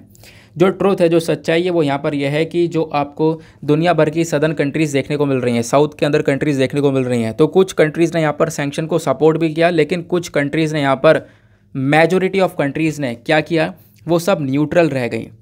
उनका कहना यह है कि ना ही हम लोग यहाँ पर इधर अमेरिका यूरोपियन यूनियन के साथ में जाएंगे, ना ही हम लोग रशिया के साथ में जाएंगे इस रशिया यूक्रेन वॉर में। तो ये कुछ कंट्रीज़ जो हैं ग्लोबल साउथ के अंदर, वो सब न्यूट्रल रह गई, न्यूट्रल थी, ना हम इसको ज्वाइन करेंगे ना उसको ज्वाइन करेंगे, ऐसा यहाँ पर देखने को मिला। लेकिन इनडायरेक्टली यहाँ पर उन कंट्रीज़ का सपोर्ट रशिया को ही था, क्योंकि रशिया की आलोचना ना करना, रशिया के अगेंस्ट जो सैंक्शन लगे उसको सपोर्ट ना करना, मतलब उन कंट्रीज़ का सपोर्ट बेसिकली रशिया के साइड में था। उसके पीछे का रीज़न है, रीज़न क्या है कि ये जो कंट्रीज़ हैं ना, जो साउथ के अंदर कंट्रीज़ आपको देख रही हैं, ये रशिया के ऊपर बहुत ही ज़्यादा डिपेंडेंट है। किस चीज़ को लेकर? एनर्जी को लेकर। क्योंकि मैंने आपको स्टार्टिंग में बताया कि रशिया जो है ना, एक नेचुरल रिसोर्स जो भंडार है उसके लिए बहुत ज़्यादा फेमस माना जाता है। फिर उसके बाद में यहाँ पर आप देखोगे एनर्जी, फ्यूल हो गया, फर्टिलाइज़र हो गया, गेहूँ हो गया, गेहूँ का बहुत बड़ा प्रोड्यूसर है रशिया दुनिया में। फिर उसके बाद में डिफेंस इक्विपमेंट्स हो गए, बहुत सारे हथियार बनाकर बेचता है। तो ये कुछ इस प्रकार की चीज़ें हैं जो कि बहुत सारी कंट्रीज़ ना इन सब चीज़ों को लेकर रशिया के ऊपर डिपेंडेंट है। तो वो कंट्रीज़ न्यूट्रल रह गई। उन्होंने यहाँ पे ना अमेरिका को सपोर्ट किया ना रशिया को सपोर्ट किया, लेकिन इनडायरेक्टली सपोर्ट रशिया को मिला। रीज़न मैंने आपको बता दिया कि वो कंट्रीज़ बहुत ज़्यादा डिपेंडेंट थी रशिया के ऊपर, डिपेंडेंट हैं इवन रशिया के ऊपर। क्लियर होगा। फिर उसके बाद में एक और चीज़ भी है, आज के टाइम पर जो ये सदर्न कंट्रीज़ है ना, ये क्यों नहीं सपोर्ट कर रही हैं अमेरिका को, क्यों नहीं सपोर्ट कर रही हैं यहाँ पर यूरोप को, वो उसके पीछे का रीज़न है। रीज़न आपने पहली बात तो ये समझ लिया। दूसरा रीज़न ये है कि हम लोग अमेरिका को स्टार्टिंग से देखते हुए हैं। इराक के अंदर वॉर देखो, इराक हो गया, लेबनान हो गया, लीबिया हो गया, अफगानिस्तान हो गया, येमेन हो गया, सीरिया हो गया, माली हो गया, इन सभी कंट्रीज़ में कहीं ना कहीं वॉर मिली हैं, कहीं ना कहीं युद्ध होता रहा, लड़ाई होती रही, अमेरिका का एक इन्वॉल्वमेंट देखने को मिलता रहा। लेकिन एंड वक्त पर अमेरिका वहाँ से भाग गया, सिचुएशन ख़राब होती हुई नजर आई है। अफगानिस्तान के अंदर भी हमने पिछले साल यही देखा था, 2001 से लेकर 2021 तक अमेरिका वहाँ पर टिका रहा, लेकिन उसके बाद 2021 में भाग गया, जिसकी वजह से अफगानिस्तान की सिचुएशन और ख़राब हो गई। तालिबान ने पूरे अफगानिस्तान के ऊपर कंट्रोल कर लिया। वैसे लीबिया में 2011 में हुआ था। बिल्कुल सिमिलर चीज़ यहाँ पर इराक में 2003 में हुई थी। बिल्कुल सिमिलर चीज़ यहाँ पर लेबनान में 1982 से लेकर आप इमेजिन करो 2006 तक यहाँ पर अमेरिका बैठा हुआ था, 2006 में बाहर निकल गया। येमेन में आप देखोगे तो 2010 से अभी तक सिचुएशन चल रही है, येमेन में वॉर चल रहा है अभी तक। तो वो जो चीज़ें हम लोग को दिख रही है ना कि किस प्रकार से जो वेस्टर्न कंट्रीज़ हैं उनका क्या रोल रहा है, तो उसके चक्कर में काफ़ी सारी कंट्रीज़ की आंखें खुल रही हैं। वो कंट्रीज़ यहाँ पर जानती हैं ये कुछ नहीं करने वाले, ये यही करेंगे और सिचुएशन और ख़राबी करेंगे देश के अंदर में। और वही चीज़ आप लोगों ने अभी यहाँ पर चाइना ताइवान वाला मुद्दा भी देखा। जो चाइना ताइवान वाला इशू है, अमेरिका पीछे से बोलता तो है कि हम लोग खड़े हैं उस कंट्री के साथ में, लेकिन उस कंट्री को प्रॉपर सपोर्ट नहीं करता है। जैसे यूक्रेन के साथ में भी हुआ, खड़े हैं साथ में, लेकिन यहाँ पर प्रॉपरली सिर्फ हथियार की सप्लाई मिली है, लेकिन कोई वैसा सपोर्ट आपको देखने को मिलेगा नहीं। क्लियर हुआ। फिर अब यहाँ पर बात की जाती है कि एक और चीज़ है जिसकी वजह से जो आज के टाइम पर इंडिया, चाइना और कुछ और कंट्रीज़ इसके आसपास की आसियान कंट्रीज़ वगैरह देखने को मिलती हैं, वो भी आज के टाइम पर ये वेस्टर्न कंट्रीज़ और इन सारी कंट्रीज़ को अच्छे से जान चुकी हैं। उसके पीछे का रीज़न है कोविड-19। कोविड-19 में हमने यहाँ पर एक मांग की थी, और वो क्या मांग थी कि भैया जो पेटेंट्स है उसके ऊपर आप छूट दे दो। आपने वैक्सीन बना रखी है, उसके बाद पेटेंट ले रखा है। पेटेंट लेने का मतलब है उस वैक्सीन को कोई दूसरा कॉपी नहीं कर सकता, कोई बना नहीं सकता, उसको रिप्रोड्यूस नहीं कर सकता, जिसकी वजह से वैक्सीन का अकाल पड़ रहा था, बहुत महंगी मिल रही थी। अकेला यहाँ पे मोनोपोली जनरेट करके बैठा था अमेरिका। हम लोग पेटेंट्स के ऊपर छूट मांग रहे थे। पेटेंट के ऊपर छूट मिल जाती तो उसको यहाँ पर वापस दूसरी जगह पर रिप्रोड्यूस किया जा सकता था, है ना, उसको यहाँ पर बनाया जा सकता था, सस्ते दाम में यहाँ पर बांटा जा सकता था। लेकिन अमेरिका ने यहाँ पर एक्सेप्शन नहीं दिया, बहुत मुश्किल से थोड़ी बहुत छूट दी है रिसेंटली वो भी। तो इसके चक्कर में भी यहाँ पर देखने को मिला है कि हाँ किस प्रकार से रवैया रहा है। प्लस एक और इशू देखने को मिला, जब रशिया यूक्रेन का वॉर हुआ ना, तो यूक्रेन से बहुत सारे रेफ्यूजीज़ निकल कर गए। यूक्रेन से बहुत सारे जो शरणार्थी हैं वो निकल कर इन वेस्टर्न कंट्रीज़ में गए, और उन वेस्टर्न कंट्रीज़ ने उन शरणार्थियों को बहुत अच्छी तरीके से सपोर्ट किया, स्वागत किया। लेकिन जब सदर्न कंट्री से रेफ्यूजीज़ जाते हैं ना, तो उनके साथ बहुत डिस्क्रिमिनेशन होता है, भेदभाव होता है। तो यहाँ पर भी आप लोग देखोगे ये जो सदर्न कंट्रीज़ हैं वो इस चीज़ को यहाँ पर जान चुकी हैं, जो कि आज के टाइम पर आप कह सकते हो कि इस रशिया यूक्रेन के युद्ध में बिल्कुल भी सपोर्ट नहीं कर रही हैं अमेरिका को या फिर यहाँ पर वेस्टर्न कंट्रीज़ को। ठीक है ना। तो मतलब जो साउदर्न रीजन कंट्रीज़ आपको देखने को मिल रही है, इनके हाथ में बहुत ज़्यादा पावर्स आ चुकी हैं, ये चीज़ों को आज के टाइम पर डील कर रही हैं। जो कंट्रीज़ पहले कभी मैटर नहीं किया करती थी, आज के टाइम पर इनका एक बहुत बड़ा रोल आपको देखने को मिलेगा। वो सारी बातें जो मैंने आपको बताई है, कब कब कहाँ कहाँ पर अमेरिका ने वॉर किया, वो सब यहाँ पर लिखा हुआ है, आप लोग देख पा रहे होंगे। तो वो चीज़ें हम लोग ऑलरेडी पढ़ चुके हैं। आगे आते हैं। आगे यहाँ पर बात की जाती है चाइना मार्चेस ऑन। दूसरी तरफ से चाइना जो है लगातार अपने यहाँ पर ग्रोथ को एक्सपेंड करता जा रहा है। चाइना ने अपने मिलिट्री फुटप्रिंट को इंक्रीज़ कर लिया है। एशिया के अंदर चाइना काफ़ी कुछ गेन कर चुका है ना। चाइना का जब आप लोग मैरीटाइम जोन देखोगे, या फिर चाइना का बहुत सारा इशू भी है, आप देखोगे साउथ चाइना सी। सपोज़ यहाँ पर चाइना है, चाइना के बगल में इधर सदर्न रीजन में साउथ चाइना सी नज़र आएगा। साउथ चाइना सी को यहाँ पर चाइना बोलता है ये पूरा का पूरा मेरा सी है, पूरा समुद्र मेरा है, जिसकी वजह से इस समुद्र के आसपास जो देश हैं, वियतनाम, इंडोनेशिया, फिलीपींस, इनके साथ में रिलेशंस काफ़ी ख़राब हैं। इवन यहाँ पर इंडिया के साथ में भी जो रिलेशंस है चाइना के काफ़ी ज़्यादा ख़राब हैं। मतलब चाइना का ये इशू यहाँ पर देखने को मिलता है। चाइना एक तरफ से अपना आप को एक्सपैंड करने की पूरी तरह से कोशिश कर रहा है, वो हम लोग को नज़र आया। क्लियर हो गई बात। तो ये बात यहाँ पे रखी जा रही है। इवन चाइना के ये हालात हो चुके हैं आज के टाइम पर कि चाइना ने एक प्रपोजल दिया रिसेंटली, ये बोला कि 10 मतलब ये प्रपोजल ये था कि हम लोग 10 पैसिफिक आइलैंड को साथ में मिलाकर एक ग्रुप बनाएंगे, और चाइना उस ग्रुप को लीड करेगा। उन कंट्रीज़ को अपने हिसाब से चलाने की कोशिश कर रहा था, लेकिन हुआ ये, उन कंट्रीज़ ने भाई मुंह पे मना कर दिया।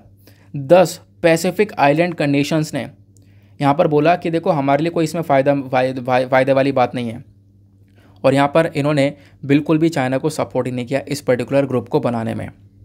तो यहाँ पे आप लोग देख पाओगे कि आज के टाइम पर किस प्रकार से जो ये सदर्न कंट्रीज़ है वो जग रही हैं, क्योंकि ये जो कंट्री जिन्होंने मना किया है पैसिफिक आइलैंड के अंदर, ये भी आपको सदर्न कंट्रीज़ देखने को मिलेंगी। गिनिया, कुक आइलैंड, न्यूया, उसके बाद माइक्रोनेशिया के अंदर आपको छोटे छोटे आइलैंड्स देखने को मिलेंगे। ये सब यहाँ पर सदर्न कंट्रीज़ देखने को मिलती हैं। क्लियर हो गई ये बात। फिर उसके बाद में यहाँ पर मेंशन किया गया कि देखो जो यूएस का रिस्पॉन्स है ना, मतलब यूएस को जो बेसिकली यहाँ पर ये रिस्पॉन्स दिया गया है सदर्न कंट्रीज़ के थ्रू, वो अपने आप में ही बहुत ज़्यादा काबिल तारीफ़ है, और ऐसा होना भी चाहिए कि जो पहले मैटर नहीं किया करता था आज के टाइम पर वो बहुत ज़्यादा मैटर करता है। ये बात यहाँ पर राइटर मेंशन करती हैं। फिर राइटर यहाँ पर ये भी बोलती हैं कि देखो यूएस ने क्या किया ना, अमेरिका ने रिसेंटली यहाँ पर एक बिल पास किया। उस बिल का क्या नाम था, काउंटरिंग मैलिन रशियन एक्टिविटीज़ करके इन अफ्रीका एक्ट। ये पूरा का पूरा एक्ट था, एक लंबा चौड़ा एक्ट है, समझना इस बात को। तो countering malign Russian activities in Africa act करके यहाँ पर इस प्रकार से एक एक्ट यूएस के कांग्रेस ने रिसेंटली पास किया, उनके पार्लियामेंट ने पास किया, जिसमें ये लोग प्रेशर डाल रहे थे अफ्रीकन स्टेट्स को जो अफ्रीकन कंट्रीज़ है उनके ऊपर प्रेशर डालने की कोशिश किया जा रहा था, उनको पनिशमेंट देने के बारे में चर्चा किया जा रहा था कि अगर कोई भी अफ्रीकन कंट्री रशिया के साथ में अपने रिलेशंस को बनाती है, रशिया के साथ में एंगेज करती है, तो फिर यहाँ पर क्या होगा, वो जो अमेरिका है, अमेरिका की पनिशमेंट झेलनी होगी उस कंट्री को। तो इस प्रकार से अफ्रीकन कंट्रीज़ के ऊपर दबाव बनाया जा रहा था लगातार। लेकिन अफ्रीकन कंट्रीज़ ने यहाँ पर सीधा सीधा बोल दिया है कि देखो यहाँ पर इस प्रकार की चीज़ें बिल्कुल भी नहीं चलने वाली हैं, ठीक है ना। यहाँ पे कोई भी अफ्रीकन कंट्री, यानी कि no African country could be bullied, यहाँ पर कोई भी ऐसा देश आप कह सकते हो बुलीड नहीं किया जा सकता। यूएस इस प्रकार से कोई भी यहाँ पर जोर नहीं डाल सकता।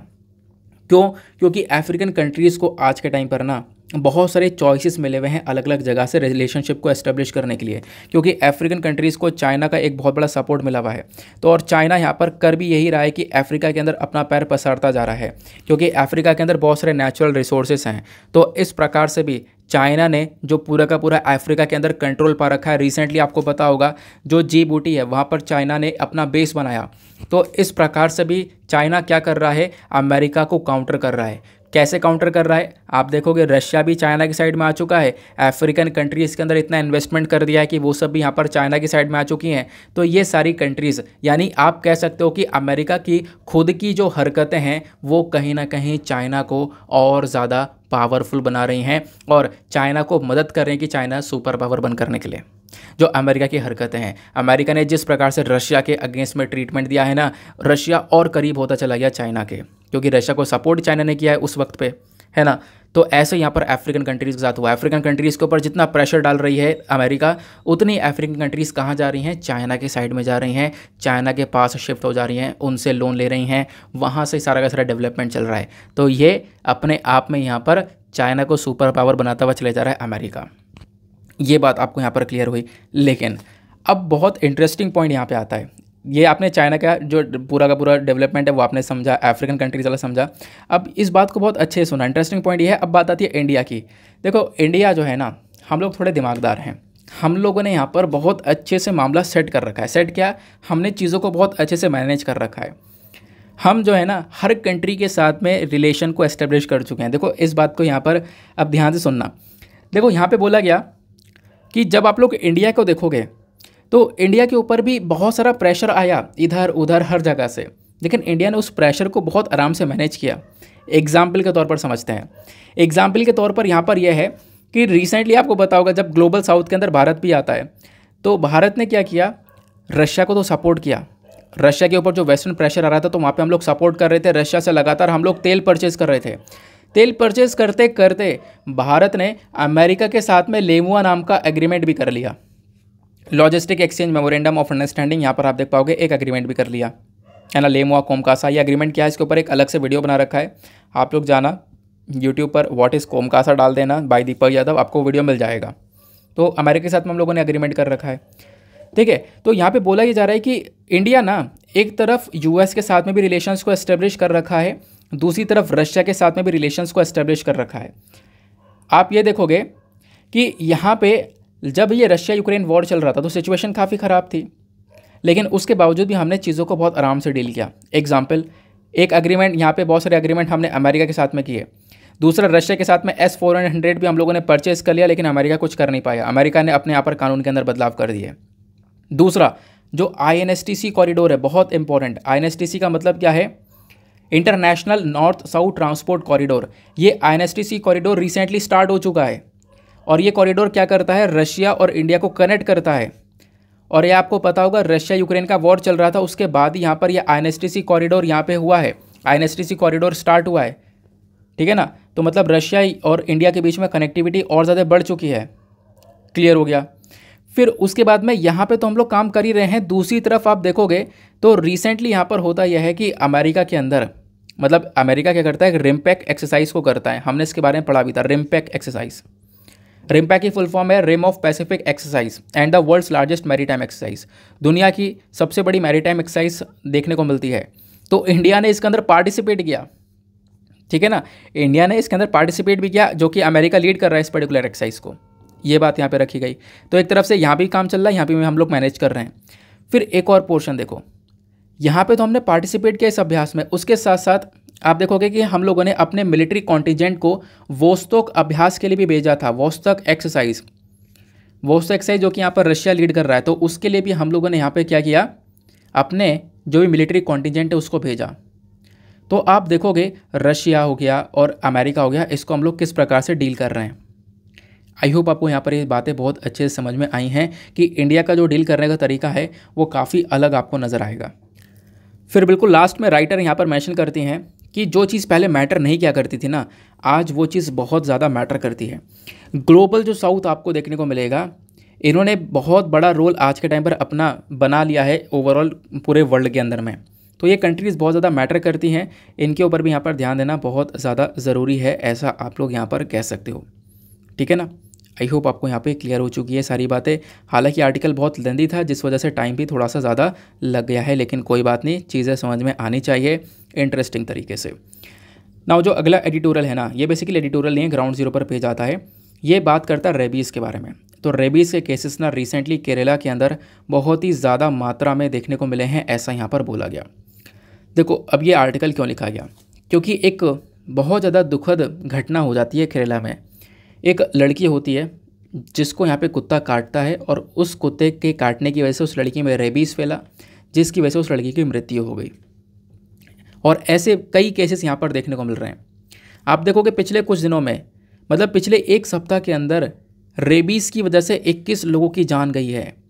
तो ये अपने आप में एक बहुत बड़ी प्रॉब्लम हमारे कंट्री के लिए बन रहा है। और ये रेबीज़ होता कैसे है, कुत्ते के काटने की वजह से। तो केरला में यहाँ पर कुछ रिपोर्ट्स देखने को मिली है, जहाँ पर जो खुले कुत्ते हैं जो सड़क में घूम रहे हैं ना, इन्होंने बहुत ज़्यादा पैदल चलने वाले लोगों को अटैक किया है, पैदल चलने वाले लोगों के ऊपर अटैक किया, उनको यहाँ पर काटा है। हमारे पास में जो डेटा अवेलेबल है, जो केरला स्टेट का डेटा अवेलेबल है, उसके अकॉर्डिंग अगर हम लोग बात करें तो ये बोला जा रहा है कि 2013 में जो कुत्ते के काटने के केसेस थे केरला के अंदर में, वो 60,000 के आसपास थे। लेकिन 2021 में आप देखोगे ना, तो ये 2 लाख से ज़्यादा का केसेस निकल कर आ रहा है। एक बहुत बड़ा इंक्रीमेंट देखने को मिला है कुत्ते के काटने वाले केसेस में। उसके पीछे का रीज़न ये है कि कुत्तों की पॉपुलेशन केरला के अंदर सिग्निफिकेंटली इंक्रीज़ हुआ है, बहुत तेज़ी से इंक्रीज़ हुई है। अगर एक टाइम पर आप कह सकते हो पॉपुलेशन केरला के अंदर में, मतलब 10 साल पहले 3 लाख के आसपास थी, तो 10 साल बाद यहाँ पर 9 लाख के आसपास है। तो इस प्रकार से यहाँ पर इन डॉगीज़ की पॉपुलेशन बहुत ज़्यादा इंक्रीज़ हुई है केरला में, जो कि कहीं ना कहीं प्रॉब्लम बन गया। फिर यहाँ पर देखो बोला ये भी जाता है इस आर्टिकल में कि आज के टाइम पर इतने ज़्यादा कुत्ते एग्रेसिव कैसे हो गए। एग्रेसिव होने के पीछे का रीज़न क्या है कि भैया ये काट रहे हैं लोगों को। तो एक रीज़न यहाँ पर मेंशन किया जा रहा है केरला के अंदर, खुद यहाँ पर रिसर्चर्स ने देखा है, कभी कभी क्या होता है, बहुत सारा जो खाना है ना वो फेंक दिया जाता है, बहुत सारा खाना एज अ वेस्ट फेंक दिया जाता है। तो होता यह है कि उस खाने के अंदर आप देखोगे मीट, और भी यहाँ पर जो मीट की हड्डियाँ हैं वो कुछ यहाँ पर चीज़ें देखने को मिलती हैं। तो वो जो मीट वाला वेस्टेज आपको देखने को मिलेगा, ये डॉग्स के लिए अवेलेबल हो जाता है। और डॉग्स यहाँ पर आप कह सकते हो वो जो मीट है ना, उसको एक तरीके से कंज्यूम करते हैं, जिसकी वजह से जो एग्रेसिवनेस है डॉग्स के अंदर बहुत ज़्यादा इंक्रीज़ हो रहा है। मतलब जो डॉग बहुत ज़्यादा लेवल पर अगर मीट का कंजम्पशन कर रहा है, तो कहीं ना कहीं उसमें एग्रेसिवनेस देखने को मिलेगा, ऐसा यहाँ पर साइंटिफिकली बताया जाता है इस पर्टिकुलर आर्टिकल के अंदर में। ठीक है ना। तो यहाँ पर उसको फिर मीट ही चाहिए। तो यही यहाँ पर बेसिकली आप कह सकते हो कहीं ना कहीं इंसानों के ऊपर इस प्रकार से ये अटैक देखने को मिल जाता है। और ये जो अटैक है ये आज के टाइम पर इंक्रीज़ हो चुके हैं। अभी अटैक कितने हो चुके हैं इसको समझते हैं। देखो जो डॉग बाइट वाले केसेस हैं ना, वो पूरे इंडिया के अंदर में 2019 से 1.5 करोड़ के आसपास देखने को मिले हैं। मतलब 1.5 करोड़ के आसपास कुत्ते के काटने के केसेस निकल कर आ रहे हैं। आप इमेजिन कर सकते हो ये कितना बड़ा नंबर है। तो ये डेटा ये दिखाता है कि इंडिया के अंदर में 1.5 करोड़ से ज़्यादा केसेस यहाँ पर देखने को मिले हैं डॉग बाइट के 2019 के बाद से। और सबसे ज़्यादा केसेस ये डॉग बाइट के हैं उत्तर प्रदेश के अंदर, तमिलनाडु के अंदर, महाराष्ट्र के अंदर, वेस्ट बंगाल के अंदर और लक्षद्वीप। ऐसा आपको एरिया देखने को मिलेगा जहाँ पर 0 डॉग बाइट के केसेस निकल कर आए, मतलब वहाँ पे कोई भी ऐसा डॉग बाइट का केस नहीं नज़र आता है। दूसरी तरफ आप लोग देखोगे तो स्टैटिस्टा क्या करता है ना, स्टैटिस्टिक्स की फॉर्म में हर एक सिचुएशन को लेकर डेटा देता है। तो इसने डॉग पॉपुलेशन का जो डेटा दिखाया है वो डेटा काफ़ी तगड़ा डेटा है। यहाँ पर ये बोल रहे हैं कि जो पेट डॉग है आज के टाइम पर, जो पालने वाले कुत्ते आपको देखने को मिलेंगे इंडिया के अंदर में, वो लगभग 2.14 करोड़ के आसपास थे 2019 में। लेकिन जिस प्रकार से पॉपुलेशन इंक्रीज़ हो रही है, ये 2023 के एंड तक 3.14 करोड़ के आसपास पहुँच जाएंगे, ये बोला जा रहा है। तो मतलब डॉग्स की पॉपुलेशन बहुत तेज़ी से इंक्रीज़ होती हुई नज़र आ रही है, एग्जैक्टली हम लोग ये कह सकते हैं, जिसकी वजह से जो पेट फूड का मतलब जो पेट फूड होता है यानी कुत्तों को खिलाने वाला खाना होता है उसके दाम भी लगातार इंक्रीज़ हो रहे हैं। इनफैक्ट अगर हम लोग इंडिया इंटरनेशनल पेट ट्रेड फेयर के अकॉर्डिंग बात करें तो लगभग 6 लाख के आसपास जो पेट्स हैं, जो 6 लाख के आसपास जो पालतू कुत्ते आपको देखने को मिलेंगे, पालतू जानवर देखने को मिलेंगे, इनको हम लोग हमारे देश में हर साल एडॉप्ट करते हैं, ऐसा यहाँ पर मेंशन किया जाता है। तो ये अपने आप में कंसर्न वाली बात है, इसको डील करना पड़ेगा यहाँ पर, ऐसा ही मेंशन किया जा रहा है। इनफैक्ट यहाँ पर एक रिपोर्ट भी निकल कर आई थी जहाँ पे मेंशन किया गया कि जो डॉग के ओनर्स हैं ना, उनको यहाँ पर हैंडल करना होगा, उनको यहाँ पर तौर तरीके सिखाने होंगे डॉग को, क्योंकि जो ओनर है जिस प्रकार से डॉग को रखेगा वो उसी प्रकार से, मतलब जिस प्रकार से डॉग को ट्रीट किया जाएगा वो उसी प्रकार से डॉग का रिएक्शन रहेगा। तो ये चीज़ें कहीं ना कहीं ओनर के ऊपर भी बहुत ज़्यादा डिपेंडेंट रहती हैं। अच्छा, जो भी डॉग ओनर है, बहुत सारे डॉग ओनर देख भी रहे होंगे, ठीक है, जिनके पास में एक पेट होगा डॉग, तो आप लोगों का क्या कहना है, क्या ऐसा होता है? देखो मेरे पास तो है नहीं, तो क्या ऐसा होता है कि यहाँ पर जो डॉग ओनर है उसी के ऊपर चीज़ें डिपेंड करती हैं कि वो किस प्रकार से ट्रीट करता है? क्योंकि ऐसा केसेस हमने अभी रिसेंटली देखा था लखनऊ के अंदर, आपको पता होगा लखनऊ के अंदर भी जो पिटबुल है, उस पिटबुल ने क्या किया था, एक बूढ़ी औरत को काट लिया था, जिसकी वजह से उस बूढ़ी औरत की जान चली गई थी। बाद में पता लगता है कि उस पिटबुल को बाहर घुमाया नहीं जाता है, और फिर डॉक्टर्स ये बोलते हैं कि देखो अगर कुत्ता बाहर नहीं घूमेगा और पिटबुल के अंदर नेचुरली जो एनर्जी वो बहुत ज़्यादा होती है, तो अगर वो उसको बाहर घुमाओगे नहीं, उसकी एनर्जी अगर एक तरीके से डाउन नहीं होगी तो वो इस प्रकार से उसके अंदर जो अग्रेसिवनेस है वो आता रहेगा, ठीक है ना। तो क्या ऐसी चीज़ें होती हैं? आप लोग यहाँ पर नीचे कमेंट सेक्शन में मेंशन कर सकते हो, क्या ये चीज़ें यहाँ पर डॉग ओनर्स के ऊपर डिपेंडेंट होती हैं? तो इसके लिए क्या करना चाहिए, बेसिकली सभी लोग मेंशन कर सकते हो अपनी अपनी राय को कि एग्जैक्टली यहाँ पर जो सिचुएशन इसको कैसे डील किया जा सकता है। देन अब आते हैं हम लोग यहाँ पर रेबीज़ के ऊपर, क्योंकि इन कुत्ते के काटने के बारे में आपने पढ़ा, एक डेटा कवर किया। अब कुत्ते के काटने की वजह से हो क्या रहा, रेबीज़ हो रहा है, जिस रेबीज़ की वजह से जो मृत्यु हैं वो भी बहुत ज़्यादा हो रही हैं। तो हेल्थ मिनिस्ट्री के अकॉर्डिंग अगर हम लोग बात करें तो इंडिया के अंदर ह्यूमन रेबीज़ के केसेस सबसे ज़्यादा देखने को मिलते हैं। हर साल आप लोग देखोगे तो 20,000 लोगों से ज़्यादा लोगों की जान जाती है इस रेबीज़ की वजह से। इंडिया के अंदर आपको 30 मिलियन से ज़्यादा सड़क वाले कुत्ते देखने को मिलेंगे, इनफैक्ट और ज़्यादा आज के टाइम पर हो चुके हैं, थोड़ा सा पुराना डेटा है। नाउ रेबीज़ की बात करें तो एक आप कह सकते हो रेबीज़ वायरस की वजह से होता है। ये जो रेबीज़ वायरस है ना, ये लाइसा वायरस जीनस से बिलोंग करता है, जो कि यहाँ पे आप कह सकते हो रैप्डोविरिडे फैमिली के अंदर आने वाला जो लाइसा वायरस जीनस है, इससे बिलोंग करता है रेबीज़ वायरस। तो यहाँ पर ये रेबीज़ वायरस की वजह से आप कह सकते हो ये जो रेबीज़ है वो फैलता है, ठीक है ना। ये बेसिकली एक आरएनए वायरस है, राइबोन्यूक्लिक एसिड वायरस आपको देखने को मिलेगा, जो कि कुत्ते के लार में प्रेजेंट होता है, उसके सलाइवा में प्रेजेंट होता है। कुत्ते के अंदर ही नहीं, कुत्ता, बिल्ली, बंदर और भी कुछ जानवर हैं जिनके अंदर यहाँ पर ये उनकी लार में इस प्रकार से रेबीज़ प्रेजेंट होता है। अब होता यहाँ पर यह है कि जैसे कुत्ता काट लेता है तो उसके बाद जैसे घाव होता है ना, उस घाव पर अगर कुत्ते का जो लार है वो चिपक जाता है या लार रह जाता है तो उसके चक्कर में जो रेबीज़ है वो बॉडी के अंदर फैलने लगता है। इनफैक्ट यहाँ पे हम लोग देख सकते हैं कि काफ़ी सारी कंडीशंस में हार्ट फेलियर वाली सिचुएशन भी निकल कर आई है, यानी कि काफ़ी सारे पेशेंट्स का हार्ट फेलियर भी नज़र आया है। हालांकि यहाँ पर मेंशन ये भी किया जाता है कि जो रेबीज़ है ना, जैसे मान लो किसी को कुत्ते ने काट लिया तो इसके जो सिम्टम्स है, जो लक्षण है, उसको दिखने में कई टाइम लग जाता है, 4 दिन भी लग सकते हैं, 2 साल भी लग सकते हैं, इवन 2 साल से ज़्यादा भी लग सकता है, ऐसा यहाँ पर बोला गया। तो एक इम्पॉर्टेंट स्टेप्स यहाँ पे जो डॉक्टर्स रिकमेंड करते हैं वो ये है कि जब भी कुत्ता काटे तो उस समय हाथों हाथ उस घाव को अच्छे से धो लेना चाहिए, रगड़ कर धो लेना चाहिए और साबुन से धो लेना चाहिए, ताकि यहाँ पर वो जो घाव है ना वो वहाँ पर रुक जाए, ठीक है ना। ख़त्म तो नहीं हो सकता, लेकिन यहाँ पे रुक जाए, थम जाए, वो बेसिकली यहाँ पर एक रिकमेंडेशन रहता है डॉक्टर का, ठीक है ना। एंटीसेप्टिक्स जो होते हैं उसका इस्तेमाल करना चाहिए ताकि हम लोग इस रेबीज़ को एक तरीके से रोक सकें, थमा सकें, ऐसा यहाँ पर मेंशन किया जाता है। क्लियर हो गया? तो ये पूरा का पूरा एडिटोरियल डिस्कशन था। तो आपको पता है सैटरडे में चीज़ें कम ही आती हैं, आजकल आर्टिकल्स द हिंदू कम ही दे रहा है।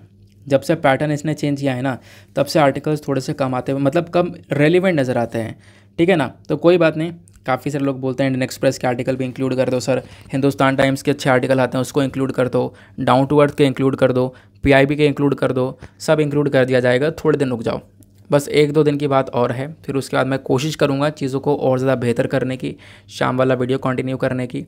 फिर मतलब एक दिन अभी वार्ता करेंगे हम लोग, बैठकर आपस में अच्छे से बातचीत करेंगे, काफ़ी सारा डिस्कशन करेंगे। अभी आने वाले टाइम पे मैं एक दिन बैठकर बातचीत करने वाला हूँ सभी लोगों के साथ में, एक लंबा सेशन लेंगे जहाँ पे डिस्कशन करेंगे और काफ़ी सारी चीज़ें मैं आपके साथ में शेयर करूँगा। फिर उसके बाद में चीज़ें हम लोग बदलेंगे, मतलब एक इफ़ेक्टिव चीज़ बनाने वाले हैं बहुत ही ज़्यादा, ठीक है ना।